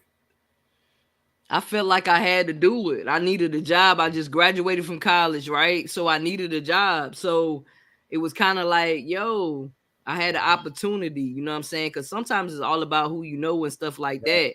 So connections or whatever like that. So I was able to get the job. I actually was help getting a job. So I got the job. I'm working in the prison system and everything like that. But I took it as an opportunity to be kind to people. Like in the prison, like the prisoners, like I didn't look at them like I just looked at it like, yo, I'm going in the prison system. It was kind of like I wanted to motivate people. I wanted to be nice to people. I didn't want to go in there and write up everybody. I wasn't going in there to control people. I was going in there to get my money. Right, right. I was going in there to get my money. Honestly, the problems that I had was the co-workers, like the people above me. They was talking to me crazy, saying I was green behind the ear. Um, I didn't go to college. They was like, I ain't go to college, you know what I'm saying? And I'm doing this, I'm doing this. So I was thrown into something like this is okay, like, and then I'm like, yo, but I just adapted to it. You feel what I'm saying? I Right. just fit in. You know what I'm But what did saying? but what did you gain from, like, by you choosing that path? What did you gain from it? What I gained from it, I just gained that what I learned from working in the prison, because I got hurt while I was working in the prison, that you just a number. People really don't care about you. You know what I'm saying? Working in a prison, people Right, don't care about you, because when you get hurt, because I used to go to work every day. I never went to work late. I only went to work probably like 2 times late because as you know, my daddy was in the military. right, So I used to go to work like 30 minutes earlier so I could be ready for a lineup. You feel me? right, So right, this was my means of income. Now I took this serious. You feel me? right, I'm right, not going to work late. I'm not going to work late. I'm gonna show up. You feel what I'm saying? right, So me working in the prison, you feel me, really taught me about myself and the qualities that I have about me, for real, for real. Just not looking down on nobody. Like I never judged nobody's situation. So it right. just put me in a way in like motivating people. That's what I was doing in the prison, motivating people, having conversations with people. I'm just saying that's the path that I chose. I failed because I was trying to. It was during the snowstorm. I fell. I fell down the hill. I was actually going to help somebody. I was going to help a coworker because her tire was flat. I had triple A. When you have triple A, you have to show your card. So Right. when I was making my way to her, I fell. Um, yeah, I fell, and after that, yeah, I had surgery on my wrist. Um, cause you think it's a family atmosphere, right? So that's what you thinking. Right. When you working as a family, bruh, nobody ain't called me. Nobody ain't check up on me. Mm. You know what I'm saying? So it was just like it was really a dark time for me because in my mind, I'm like, okay, I want to do this in the prison system. I want to do A, B, C, and D in the prison system. I want to do this. So I was making up stuff that I wanted to do in the prison system. You know what I'm saying? I didn't want to be just be a correctional officer. I wanted to move up in ranks. You know what I'm saying? Right. I wanted to be like a counselor. I wanted to be like a unit manager. It was like different things that I wanted to do while I was at the prison, but it didn't happen that way. You know what I'm saying? God laughed at our plans. So I failed, got hurt. I ain't worked there no more. But like But the huh? but your focus point, what you gained from it, was you wanted to do things for people. You wanted to do great Mm-hmm. things for people. You wanted to Yeah. bring positive light, positive energy to Yeah. people. Yeah. And it's like that, and that's where I say sometimes on a path, the paths that we Mm-hmm. choose, well, like I said, when you go into that forest, that dark forest, you got to understand how to break away from it and get back on the path that you were set to do. Facts. You You right. was designed on your path, and even in the process of you going through college, going through, you got the job working in prison. Your entire path was to gain that positive energy to do great things for others. And it's Mm-hmm. like when we go through our paths, we become wounded, and those Mm-hmm. wounds that we gain on our paths, it becomes a part of who we are, and Yeah. we have to understand how to use those wounds to be better people for others. to be a Facts. positive energy for somebody else. Like me, I mean, like one of the things I don't like is when someone throws out, "Oh, I was poor." Okay, so they say that to justify why they're still poor. Mm. They say stuff. Oh, well, in my life, I had a bad fall in life, so I'm stuck. So they say this to justify them being stuck. Yep. And that's the things that just because you had a hard life doesn't mean you can't do great things in life. Facts. You don't have to And stay stuck. You don't have to stay in a place that's always dark to you.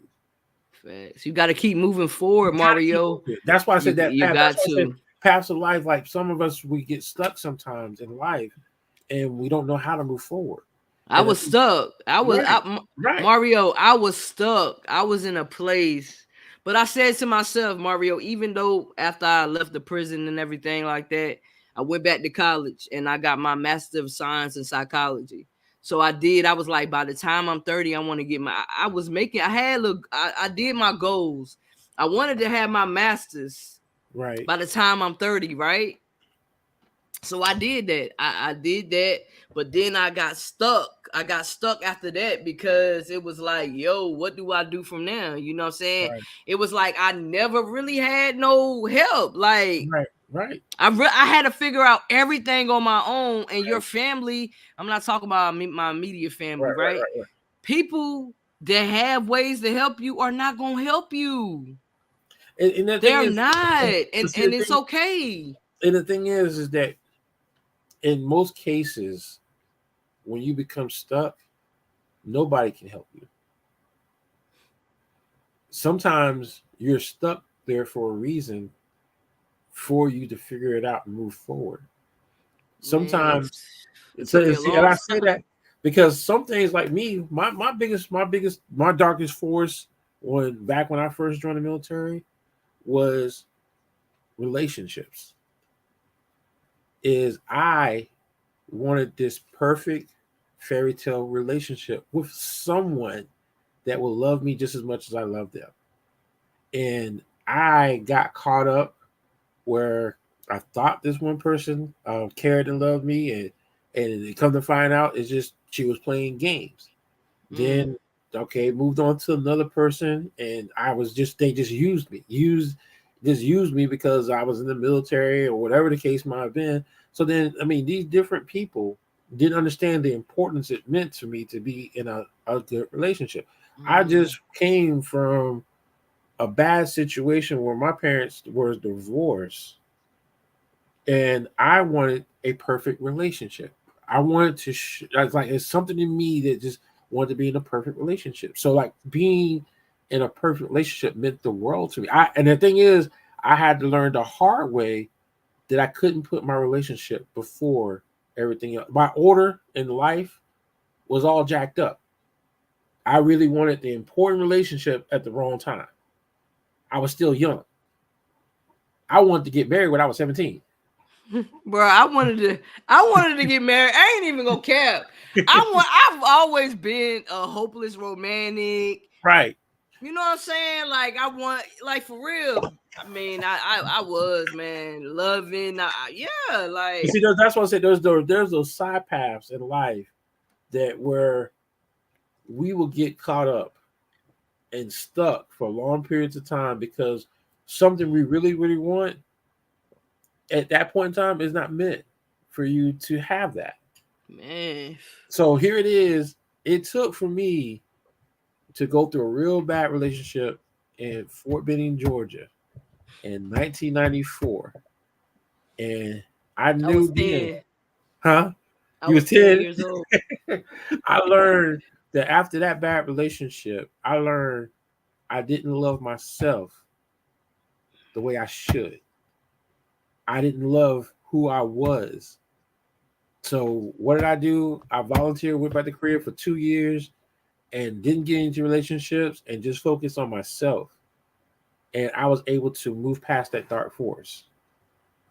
And sometimes that struggle, and it didn't take anyone from my family, because God forbid, to this day, most of them, they probably just not finding out about that dark forest, because I was kind of like more of independent. I was more, I didn't want any help from any of my family.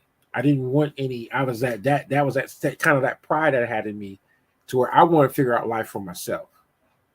And that's what, when you're on a path, sometimes you have to have independent thoughts, independent solutions to understand where you need to be. And so, like when you went through the things that you went through, and in so many ways, that was God's way of letting you say, "Hey, I put you here for a reason. You need to figure it out." And once you figure it out, you're able to look back and you're able to develop a skill set to make you a better person. Yeah. Yeah. Yeah. And that's what. That's yeah. But see, I in like life, and that's what's in life. A lot of people go through these paths of lives, and they don't develop the skill set. They develop more anger than what. Sometimes God put you in place, put you in a certain, just like me. I This is no, this is the crazy part. I went to Korea based off of, I made a decision to go to Korea based off of bad relationship. I said I need to get my act together. From 94 to 96, I focused on myself. Had numerous opportunities to be in relationships, but chose not to. I said, nope. I said, I need to figure out who I am. I need to love me for who I am and so forth. It seems like God was like, okay, you did what you were supposed to. So now here is what you want. Because when I came back in 96, me and Kathy hooked up. We started dating, and I've been living the best things in my life. And it's like, that's one of those things I tell people, like, sometimes when God shows you something and you listen, or if he gives you hints of what it is, and you do exactly what you're supposed to do, he will grant you with the greatest blessing in the world. And I think facts. that's what people have to understand, is that life, if you, from number one, if you have faith in God, God is going to help you. I don't care how difficult your path is going to get. I don't care what kind of path you want. As long as you walk with God in that path, when you do what he tells you to do, everything will fall in place. Whew. And listen, y'all, this is what this is the energy right here, man. Y'all don't understand. Me and Mario will talk for 3 or 4 hours Yeah, on yeah, life.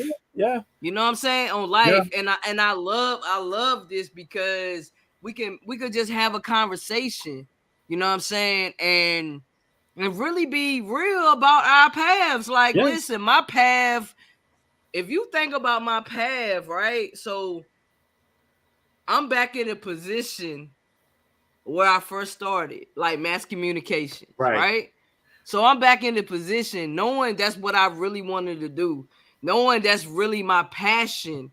You know what I'm saying? No money, no education. I'm not. I don't even have a degree in mass communication. I got a degree in sociology, and I got a master's degree in psychology. You understand what I'm saying? But mhm, guess what? That gave me skills of learning how to about the mind, learning it about people. You know what I'm saying? Even though, like, it's like, yo, I needed those skills in order for me to do what I needed to really right, do. You understand what I'm saying? Now that I'm having an aha moment now. right, So it's like everything makes sense now. Okay, I went through all these things, but everything I went through was for me. right. And guess what? Your reward was you got exactly what you wanted from the beginning. Yeah, And but it took me a that's one of those long things to time. where, like, and I tell people this all the time. Okay, if you have faith in God, that's just say everyone's relationship is different when it comes to God. Okay, and I tell people this all the time. You might not see me in church 24/7, but I have a strong faith in God. And there have been numerous times when we were in bad situations and the homeless, and I would pray because I was taught how to communicate with God. My grandmother did a lot of things to help me understand how to communicate with God.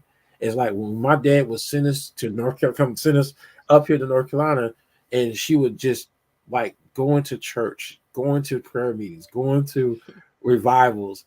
We don't get me wrong, we joked and played around in the church like kids, but as I Mhm. started to grow up, I understood the importance behind it. And it's like when you put God in your life and you have faith in God, and you take that humble moment to pray to Him when in your darkest times, and you pray to Him, He will answer your prayer. He's answered my prayers numerous times, and that's why I have so much faith in God. It's like Yeah. from the time that when I was a child, from the different difficulties I was going through, and every single thing in aspects of my life, every time I took that humble knee, kneel down and pray, Surrendering, right? surrendering to Him to say, God, what is it? Tell me, give me some insight. What's going on? Have that communication, talk to Him. Then you stand up. And then sometimes you can't let others act Mhm. in His faith. That is the most darkest thing I've learned is you never can put somebody else in his place. If they are flesh, you cannot put them in God's place. You cannot look and you cannot lead it like, and that's the thing I've learned. Men of God have failed me so many times to where I only focus on God now. And that's so, you know what? Mario, you just said something, right? You just said something profound, right? Right, Because we get, well, like, because when you think about a church, you think about, what I'm saying, the people in the church and everything like that. But now I'm not even on a religious thing. I'm on a spiritual journey. I know God is with me. I right, know God walks with me, and I know God is inside of me. Like, we're all God's because God is inside of us, period. right. God is within us. That voice, that still voice we hear is God. Mm-hmm. And he's with us, and nobody else can't tell you nothing about nothing. As long as you have a personal relationship with God, that's all that matters. And it took Right. me a minute to get here. So once I'm here, I don't care what A, B, C is. Nope, nope, nope. Nope. God got me. God, Mhm. no, I know God got me. Like, You so take that humble moment, and I'm telling you, there's been numerous times where God has shown, like, I've have so much faith in God when I see a difficult situation, and I do take that moment because, like, sometimes you get so caught up in that moment, you forget about, whoa, wait a minute, hold up, stop, and you take that moment and you have that talk with God, and then it seems like everything, all the chaos is going on in your life, it stops, and you become focused. And so for me, that has been my pretty much that's what got me through the military. A lot of stuff that's going on was just me stopping and just thinking about what was going on. So like now, it's kind of like I don't, and that's the thing where you can't get cocky. You still have to be mm-mm. that you have to be humble. You still have to be humble. You still have to have that humble spirit because that Mhm. moment you get a cocky spirit, that's when all hell breaks loose.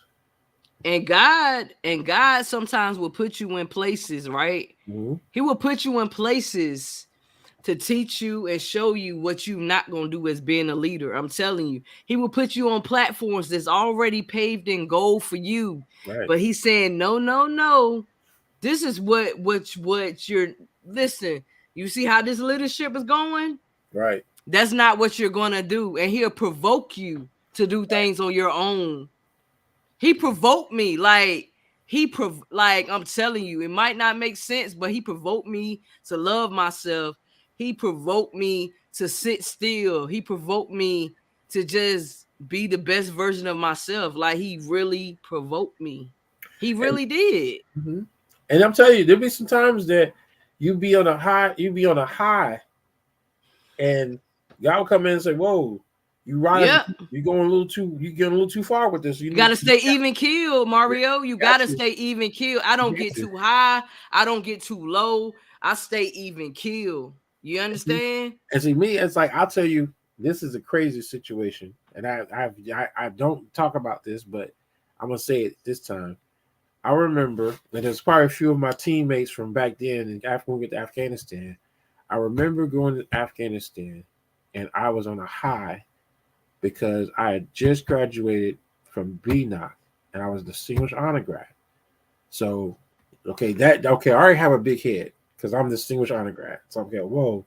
Here it is. I'm that 88 November. I'm the Shining grad. I'm all excited. So I come back from BNOC, and September 11th, all this is going on and so forth. This happened, and they're saying, "Hey, you're going to take the first team, and you're going to go to Afghanistan." Which technically at the time, there was another team that had already left, but they're saying that I'm going to be the first team to go in after this other team. But I was the youngest E6 in the unit. There was other E6s. I had just got promoted to E6. There's other E6s that outranked me. There was no reason for me to be the first one to go. So that I was like, oh well, dang. Now I'm my head's getting real big now. Oh yeah, they chose me to go. They're like, let's go out. And so I get over there. Mhm. I'm just like, oof, my head is so big that it's just all over the place. And what pretty much what happened was I got over there and you got into it with this captain. And this captain was saying this and this captain was saying that. And I would never like, who are you? You don't know nothing about this. You don't know nothing. I would pretty much, because even though she was a captain, I was an E6. I'm like, I got this. My team, we are going to do great things. I mean, here it is. I'm the distinguished honor grad. I'm the youngest E6 going in to lead this team over there. I had just created that program for the Army, got paid $4,000 for it. I was living it up of all the success. But because of my attitude, God took all that away. Mm. So it got to the point where I was living in so much of my success that I got into it with the captain, and she called back to Fort Bragg and found out that I had lied about something. It was petty. It was a little petty lie. It was nothing, because I didn't know. I was like, this woman has been giving us hell since we've been in Afghanistan. I don't want her to have nothing to do with my soldiers. Well, she called back. I said, well, I thought my commander's going to take care of my soldiers, because we were a detachment. We're a team, because like we, as 8-person teams, we're going to Afghanistan. The highest ranking person on the team is an E6. So we go in, I'm doing great things for the mission. I developed a database that tracked all the stuff that was coming in. I'm doing all these great things. I was living the life. I'm like, yes, I'm gonna get my E7 quick, because I'm gonna walk away from Afghanistan even more successful than it was when I came in. I was just like getting way out of control into my ego and everything, and just like that, all that came to stop. And I had a moment to where I actually had to come up and say, you know what, I was wrong, and I had to give up my leadership position because I was wrong. Mm. And it took a lot. It humbled you. It humbled me in the worstest way, because after that happened, they separated me from my team and they sent me into Uzbekistan. And so from the rest of the time, my team, they wouldn't let me go. They wouldn't let me deploy back with my team. They wouldn't let me do anything with my team. My team continued on with the mission without me, and they deployed back to Fort Bragg. Me, I went sent up to Uzbekistan and was working as an individual all by myself. Then was sent to Turkey and spent another 30. So my team had got back to Fort Bragg. They got a welcome and everything. I go back to Fort Bragg. I'm going in all by myself. I flew into Baltimore. Something happened with my plane, so then I had to get a rental car and drive from Baltimore all the way back to Fort Bragg, and didn't get no welcome home, nothing. It put me in a place to where I learned that from that point on, I would never allow myself to get caught up in my success like that. Because I ain't gonna lie, Mm. I was living. I had took. I had took that. That was my wake up moment. God kind of like say, you know what? I gave you all these great things, and you're now abusing it. So I'm gonna take it away And I'm from gonna take it away, cause one, and then that's you. Right, why, man, that is so powerful in itself. Gratitude is the attitude, ain't it? right. And that's one of those things is that from that path, Even after all that was said and done, I got another chance to take another team into a combat zone. And that time, I said, I'm not going to be about self. I'm going to be about my team. And I got over there and I took care of my team. We took care of the mission. And we came back home, and as like I had redeemed myself from that episode. But sometimes we get into those moments where we get caught up in ourselves, Mm-hmm. and God comes in and has to humble us again to get us to understand. But after that wake up call, and it hurt. It really hurt me, and it hurt my career because they gave me a, a actual blank NCOER, which that one NCR is what it is in order to get promoted to E7. They look at your five last NCOERs. That was my very first NCR as E6. So I had to wait until I got to my sixth NCOER. So the other one technically drops off in a sense. So I had to wait till I build up. I had to rebuild everything all over again because that success, I was up here. But when that happened, it brought me back down here. So I had to build it all back up all over again. So instead of me getting promoted quickly, I wound up getting promoted with like the normal cycle. Yeah, but you So, appreciate it. You was oh yeah, grateful for that. I, I Like you and, was grateful for that, Mario. and I couldn't blame nobody but myself because that is a when we make decisions, when we're on these different paths of lives, we have to understand how to accept a responsibility for our actions. And I think that's something that moment taught me that I need to take responsibility for my actions. What I did, the stuff that I did, I mean, that I got over there and got a big head because of all my success. And I let that success go to my head. So God had to humble me again. He had to Mm, put that, he had to go back and reinstall that humbleness. This is not the person I was supposed to be. So that uh, moment is like, so it's like, and I learned from that standpoint on to where I would say I will never let success. So even so from that point on, success was constantly coming to me left and right. I was doing great things. I was doing this. I was getting, and the thing is, as I was growing and becoming a bigger and better person, I constantly had people trying to pull me back down the entire time. mm, And that path, when you choose a path in life, you have to understand there's going to be people there to try to pull you down. There's going to be people to try to sabotage your success. You have to be able to identify who they are and block them from your life. You have to understand if someone comes up to you and you see them for who they are when you first see them, you better recognize it and understand and put them in a certain position to where they can't do mm, any harm to you. Sometimes now in today's society is we'll sit back and we'll see that one person that's hurting us, causing mm. us to fail, causing us to go back and redo stuff, constantly pulling us back, getting us to do the wrong things, and we let that person stay in our life. Sometimes you got to close that door just so you can move forward. Thanks. Whoo. Listen, this is the first episode right here. Pathfinders, the race of life, man. Like gems was dropped in this. Boom, boom. But listen, we will be back. We will be back Yes. next Thursday. Next We will Thursday. be back next Thursday and we'll be dropping more gems. And man, you dropped a lot of gems. Like, You know what? And I wasn't prepared. I mean, I wasn't. I just want to let it flow. I wasn't even prepared. I didn't prepare anything tonight. I just said, you know what? We're gonna sit back. I'm gonna see what you say. I'm gonna say, it was a respond to your question. flow. Yeah, it was just like we've done always after. Like after we get off the show, we always have these conversations.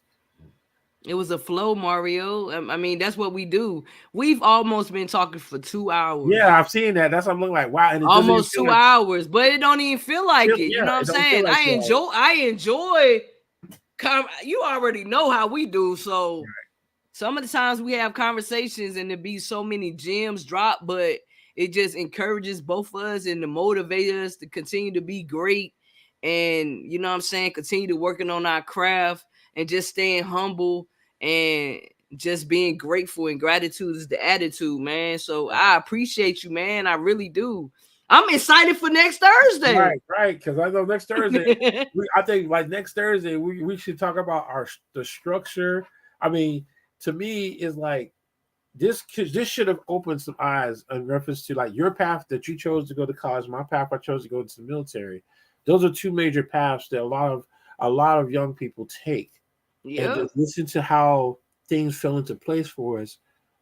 That shit kind of opens my like kind of show you some the dark sides and the good sides of what can happen and how to maneuver down that path if you choose that path.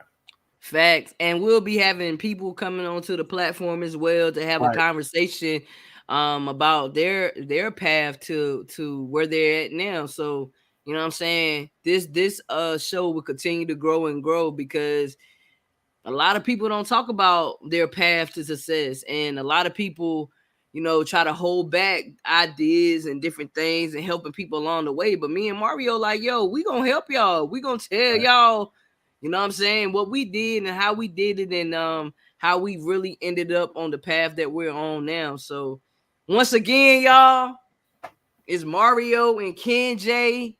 And y'all know what it is. We will be back. Matter of fact, me and Mario will be back next Tuesday at 10 a.m. Life of a DJ Entertainer. Right. For real. And then we'll be back next Thursday. So you already know the vibes. Y'all, you got anything to say before we go, Mario? No, I'll just tell people to stay focused, stay on your path, and just keep moving forward. Like no matter what happens in life, if something knocks you down, you get back up and you keep moving forward. And that's what it is. And y'all know I gotta play the outro. Y'all, Right. y'all know I gotta play the I'll play outro. the outro. Yep. I gotta play it. You man. can be what you wanna be. See what you wanna see. Go where you wanna go. Oh. Why not? Why not us? Why not us? Why not? Why not us with Ken J? Why Not Us podcast with Ken J.